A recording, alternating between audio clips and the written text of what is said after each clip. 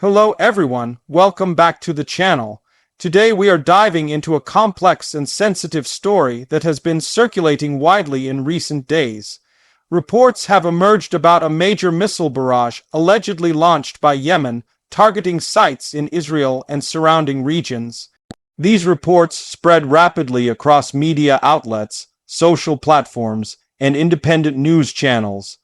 But what makes this story so controversial is the fact that much of the evidence remains unverified. The lack of clear confirmation has left analysts, journalists, and the public asking whether the event happened as reported or if details have been exaggerated or misrepresented. At the core of this issue lies the challenge of modern conflict reporting. When a major event is claimed, especially one involving missile strikes and warfare, the initial rush of information is often incomplete. Governments and militaries may release statements quickly, sometimes for strategic reasons, while independent verification lags behind. In the case of Yemen's supposed missile barrage, the story exploded online before concrete evidence could be properly established. Videos began circulating, claims were made by regional sources, and headlines suggested a major escalation. Yet, when analysts examined the material more closely, inconsistencies began to appear. One of the first problems was the absence of clear visual evidence. In today's era, where conflicts are often documented in real time through smartphones, drones, and satellite imagery, large-scale missile attacks usually leave behind visible trails of destruction, debris, or impact footage. In this instance, the reports spoke of heavy barrages, but very little physical proof surfaced that could confirm the scale. Some footage appeared to be recycled from previous incidents, while others were so low in quality that they could not be authenticated. This raised red flags for experts who caution against drawing conclusions too quickly. Another point that stands out is the difference between claims and confirmations. Yemen's Houthi movement has previously announced attacks against regional targets, often as part of its strategy to showcase military capabilities. In some cases, their claims turned out to be accurate, with later evidence proving the attacks did happen. In other cases, however, claims were exaggerated or even false, used more as propaganda tools than verified events. That makes this new situation particularly tricky. Are we seeing a repeat of overstatement, or is there a real attack that just has not been fully documented yet? International media has played a significant role in amplifying the story. Many outlets picked up on the reports immediately, citing sources close to the conflict, but also adding disclaimers about the lack of independent verification. This created a strange dynamic where the story grew larger in public consciousness even as doubts remained. The cycle of reporting, resharing, and online debate gave the impression of certainty when, in fact, uncertainty was at the heart of the issue. For ordinary viewers trying to understand what is happening, the confusion can be overwhelming. Some people see the reports and assume they must be accurate because of the scale of attention they receive. Others grow skeptical, pointing to the absence of hard proof. Both reactions are understandable, but both show how difficult it is to separate fact from speculation in a fast-moving media environment. The story about Yemen's missile barrage is not just about whether missiles were fired. It's about how information spreads, how it is consumed, and how it influences public perception before the facts are established. The political dimension cannot be ignored either. Yemen's conflict is deeply tied to broader regional struggles, with Iran often accused of supporting the Houthis and Israel standing at the center of wider tensions. For some, even the suggestion of a large missile barrage fits into pre-existing narratives. Supporters of the Houthis may see it as a symbol of resistance against regional adversaries, while opponents may use the claims as evidence of escalation and the need for stronger military responses. The unverified nature of the reports, therefore, doesn't stop them from being used in political debates, which complicates matters further. Military analysts point out that if such a large, scale barrage did occur, we would normally expect confirmation from multiple sources. Missile trajectories can be tracked by radar, impacts leave behind physical evidence, and even satellites operated by neutral organizations can detect activity of this magnitude. The fact that such confirmation is scarce makes some experts doubt the reports entirely. However, it is also possible that information is being deliberately withheld. Governments sometimes choose not to release certain details immediately, either to maintain strategic advantage or to avoid public panic. That means the absence of evidence today doesn't necessarily mean the event didn't happen. It could mean that proof hasn't been made public yet. One of the recurring challenges in covering Yemen's conflict is that access to reliable information on the ground is limited. Journalists face serious restrictions, and international observers are often unable to operate freely. This creates an environment where claims can thrive without being easily verified. When missile strikes are reported, it often takes days or weeks for investigative organizations to piece together what truly happened. They may rely on satellite images, damage assessments, or eyewitness testimonies that emerge later. In the meantime, rumors and speculation fill the gap. This situation highlights the importance of patience in conflict reporting.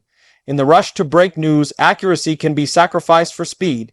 Social media adds another layer of pressure, with users demanding instant updates and content creators competing to capture attention. But wars and missile strikes are not entertainment. They are serious matters that affect lives and shape international relations. The unverified reports of Yemen's missile barrage are a reminder that we need to approach such stories carefully, questioning sources and waiting for evidence before forming conclusions. As we step back and analyze the flow of information, it becomes clear that narratives matter just as much as facts. A claim about a missile barrage is not simply a statement about military action. It is a signal that can influence political discourse, military planning, and even diplomatic negotiations. Governments may respond to claims regardless of whether they are true, simply because public perception demands a reaction. In this way, unverified reports can still have real-world consequences, which makes the issue even more serious. Critically, this raises ethical questions for journalists and media platforms. How should they handle reports that cannot be independently confirmed? Should they publish them with disclaimers, or hold back until evidence is available? Different outlets take different approaches, but the risk is always present that by repeating unverified information, the media can unintentionally amplify propaganda or misinformation. Yet, withholding the story altogether also risks leaving the public uninformed about potential developments. It's a difficult balance, one without easy answers. Some analysts suggest looking at patterns from the past. The Houthis have claimed responsibility for major attacks before, such as the 2019 strike on Saudi oil facilities, which was initially doubted but later confirmed through investigations. This precedent means that their claims cannot be dismissed outright. However, there have also been cases where grand announcements were made but no solid evidence ever surfaced. This mixed history leaves observers cautious but open-minded. The key is to remain skeptical without closing the door to the possibility that the reports could be accurate. On the other hand, the broader context of rising regional tensions adds weight to the possibility of escalation. The Middle East has been on edge due to multiple overlapping conflicts, and Yemen's involvement in regional disputes is well documented. If such a barrage did occur, it would mark a significant development, potentially drawing in new players or intensifying existing hostilities. That makes the need for clarity even more urgent. Without accurate information, decisions may be made based on assumptions rather than reality, increasing the risk of miscalculation. Another important aspect is the human dimension. Behind the headlines and political analysis, there are ordinary people living under the shadow of conflict. For civilians in Yemen, missile launches and retaliatory strikes are part of a long and painful cycle that has devastated the country for years. For civilians in Israel and other targeted areas, the fear of incoming attacks is a constant reality. When unverified reports circulate, they can spread fear and anxiety among populations already living in difficult circumstances. This adds a humanitarian layer to the question of responsible reporting. Technology could play a role in resolving these uncertainties. Advances in satellite monitoring, open-source intelligence, and geolocation analysis have already changed the way conflicts are documented. Independent groups like Bellingcat and others have shown how digital tools can be used to verify or debunk claims.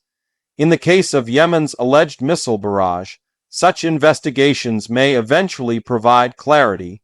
But these methods take time, and they require careful analysis to avoid mistakes. Until that process is complete, the story remains clouded in uncertainty. As we continue to watch developments, it's important to remember that the truth often takes longer to emerge than rumors. History shows that first reports are frequently wrong or incomplete. The real picture only comes into focus after evidence is gathered, cross-checked, and analyzed from multiple angles. This may not satisfy the hunger for instant answers, but it is the only way to build a reliable understanding of what actually happened. The reports of Yemen's missile barrage serve as a case study in the broader problem of information warfare. In modern conflicts, battles are fought not only with weapons but also with narratives. Each side seeks to control the story, to frame events in ways that serve its interests. For the Houthis, claiming a successful strike against Israel can boost morale and project strength, regardless of whether the evidence supports it. For Israel and its allies, downplaying or denying the impact can serve their strategic messaging. In this struggle, the truth becomes one weapon among many, often obscured by competing claims. For viewers and readers, this means adopting a more critical mindset. Rather than taking reports at face value, it's useful to ask questions. Who is making the claim? What evidence do they provide? Are independent organizations confirming it? How does the claim fit into the broader political context? By asking these questions, we can guard against being misled, even in the face of uncertainty. Ultimately, the story of Yemen's alleged missile barrage is still unfolding. Evidence may emerge that confirms the reports, or it may turn out that the scale was far smaller than initially claimed, or perhaps that the entire story was overstated. What matters most is not rushing to judgment, but remaining alert, analytical, and cautious. In an age where information travels faster than ever before, the ability to slow down and think critically is one of the most important tools we have. So, as we wrap up this deep dive, the key takeaway is simple. Unverified reports are not the same as established facts. They can shape perceptions, fuel debates, and influence policy, but they require careful scrutiny. Yemen's alleged missile barrage may be real, exaggerated, or entirely fabricated, but until evidence is clear, it remains an open question. The responsibility lies with all of us, from journalists to viewers, to handle such stories responsibly and avoid rushing into conclusions that could have lasting consequences. Thank you for staying with me through this detailed exploration. These are challenging times, and the stories we encounter are often complex and uncertain. The best approach is to stay informed, stay cautious, and above all, stay critical of the information we consume.